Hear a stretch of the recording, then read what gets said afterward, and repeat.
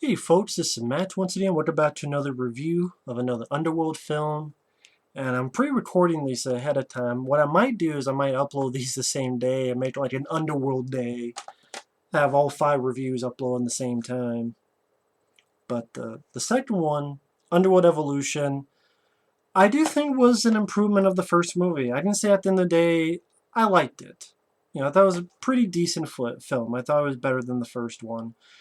For a few reasons. Number one, I thought they had a more of a budget with this movie.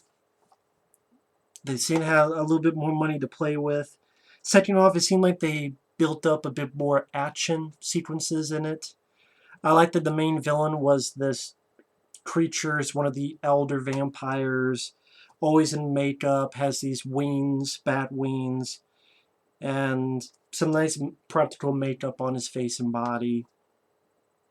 It was a movie where the two characters, Kate Beckinsale, Scott Speedman, are on the run. So I won't call it a road trip movie, but it seems like it was always going somewhere. It didn't seem it had as much exposition dialogue as the previous film. It seemed like they went a little bit more of a. I would say it has a faster pace compared with the first one. I just felt it was a bit of an improvement of. People say what are sequels that are better than the first one. I would say this one is Underworld Evolution. So this one I thought was, again, a fairly decent flick. Fairly decent film. With some, I mean, yeah, some CGI, but there's, again, some pretty good practical effects. Some of the werewolves. For example, the elder vampire is trying to protect his brother. I think it's like his twin brother, who is always a wolf. It's like a white werewolf. I think the character's name was William.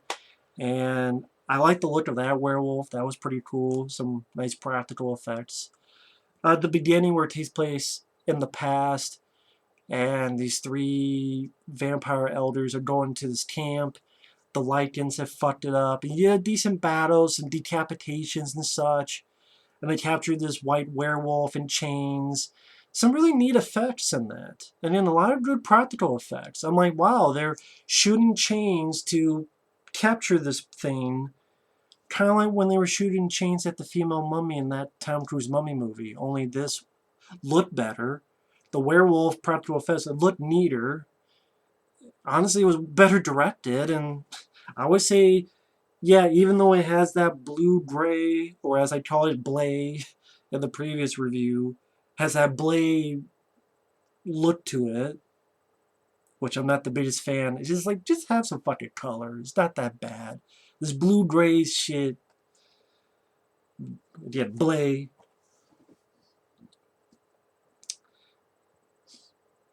I keep mentioning that in these reviews because that should be a fucking. They should make that a color, blay. If you mix blue and gray together, that is the palette of this. They should fucking use that for this when they describe these movies in the future. And but the opening was decent, pretty decent. This better chain grabbing than Tom Cruise's The Mummy, and pretty much they have to put this werewolf in prison. It cuts forward to present time, where now Kate Beckinsale and Scott Speedman, they're lovers, they're on the run. This vampire elder, Marcus, is woken up. He does this thing where he likes to stab other vampires with his own tail, stabs one to the wall. And the asshole vampire in the first movie, who seemed like he was going to get away with it, he turned on the other vampires and he shot the head vampire Lucian in the previous movie. He definitely gets his comeuppance because this motherfucker here just fucking takes a swipe and knocks his fucking head off. Pretty damn gory. So I thought that was fun. Meanwhile, yeah, this old guy sending this team out to these places, sometimes look at aftermath from the first movie. They find Bill Nye, the head vampire guy in the previous film. They find his dead body, and there's something. Which is weird. I know some vampires, they disintegrate when they die, so I guess Bill Nye doesn't. I don't know, maybe because there's certain ways that they do it. I don't know. Maybe I'm thinking of Blade. And Blade 2. Maybe that's why I'm thinking of that. So sorry about that. But anyway, there's this metal disc thing in Bill Nye's chest, and they get it out. And I mean, Scott Speedman, he's still not that good of an actor. And at times, it seems like he's an afterthought in this movie, even though he's the second, build lead. It just feels like, well, he's along for the ride. And granted, again, he's not much of an actor, and Kate Beckinsale, I thought, was the better character, the better actor, honestly, than Scott Speedman. Maybe they realized it too. I know Len Wiseman was married to Kate Beckinsale at this time. I don't think they're married anymore. That's kind of weird how the Resident Evil films in this series, they have certain similarities just with their franchises not a lot of people like. You have a female lead who keeps getting powers, it seemed, and the director, well, the guy who did the first one and did some of the sequels, is married to the lead star. Or again, at least was at the time this was made. So I thought that was kind of interesting. But yeah, Scott Speedman seems like he's, maybe that's why he never really appeared again. His character did, and he used some footage from the other movies, but this was the last film he did. So it's like, maybe he's like, fuck it. Although I'm thinking, it's not like Scott Speedman, you're raking in the dough. You might as well do as many of these as you can. But there's one point where he's running from the cops in the snow, and Kate Beckinsale beats up some cops, and decently done. I like some of the photography, the fact that some of it takes place in the snow gave a little bit different change of setting from the previous movie. A pretty decent action sequence where they're in this pickup truck, and the Marcus character is flying and smashing into the truck, and she's shooting him in the face and running him against the cliff while she's driving the truck. And I thought that was a pretty decent action sequence. They travel to this hideout of this historian guy.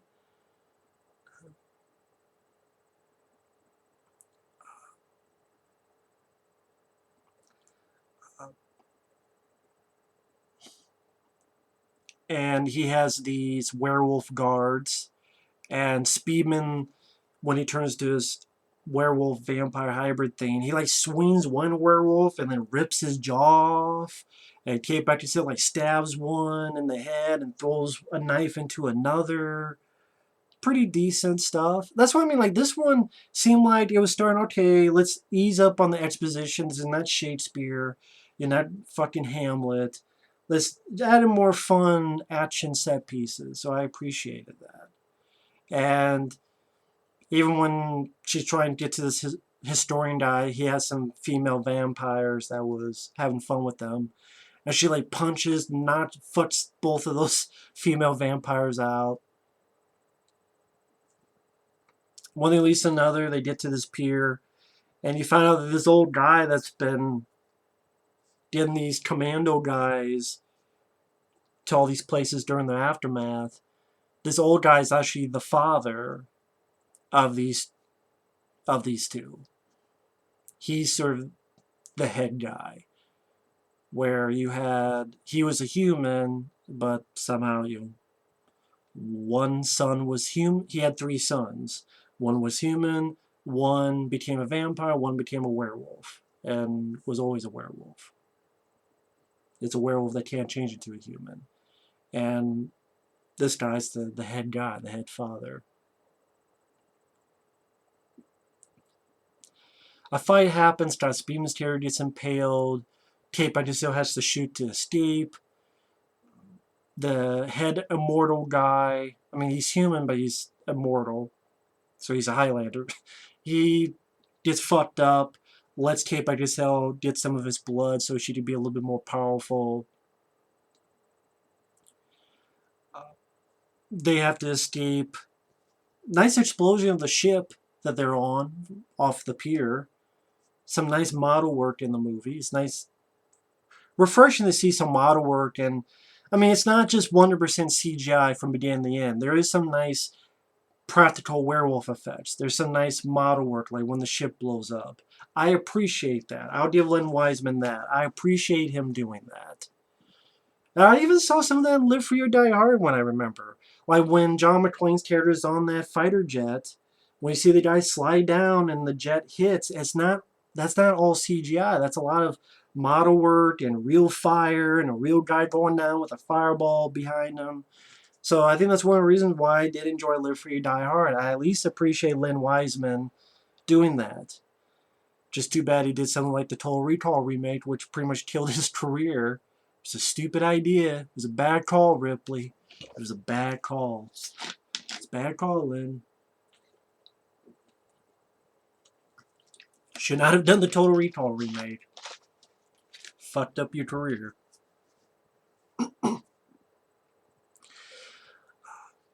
But the finale was fun. The finale, they get to where these bad guys are, where this bad guy, Marcus, is trying to free his brother, the werewolf guy.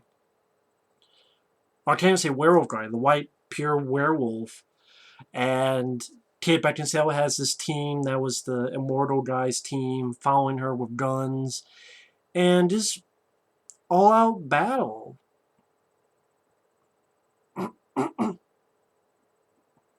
Kate Beckinsale gets a shotgun. You get some shotgun fun. Battling the Bat Marcus guy. Battling the white werewolf. Then the people that she's with, they get turned into werewolves. And yeah, you'll bit CGI in that scene. But some, well, decently shot action sequences. Scott Speedman, he's not dead. He gets back up. He even punches through one of them.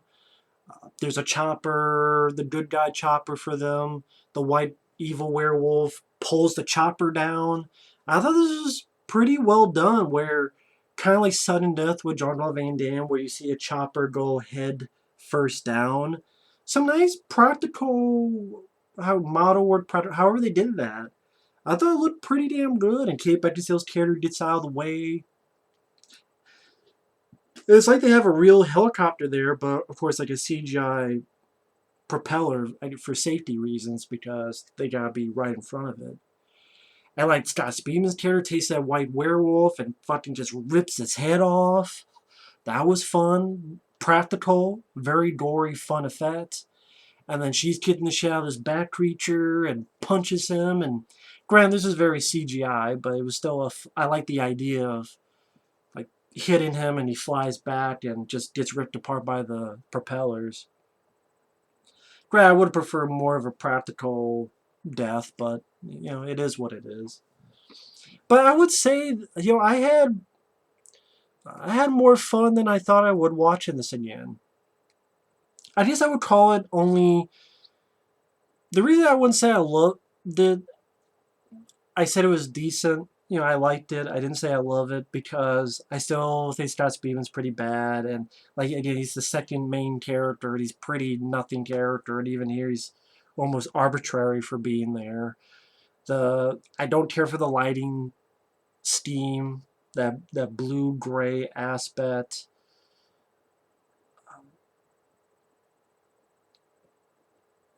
There's little moments of CGI that's pretty bad. But again, I do appreciate they do put some practical effects into this movie. That they did that. I appreciate that. I give credit to that. And overall, I would say it was a pretty damn decent flick. This is a pretty damn decent flick, Underworld Evolution. I liked it. That was pretty well done.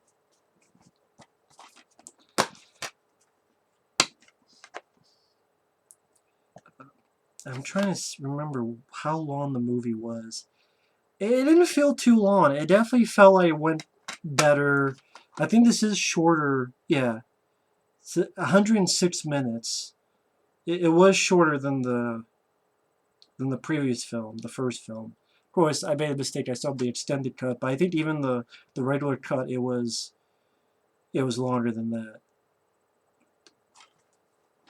Anyway, yeah, I thought this was a pretty decent flick, Underworld Evolution. I liked it. But that's just my opinion. So yeah, I don't know if I'll upload all these. I don't know. Maybe I'll change my mind because it seems like a lot of reviews to put in one day. But maybe I'll just put like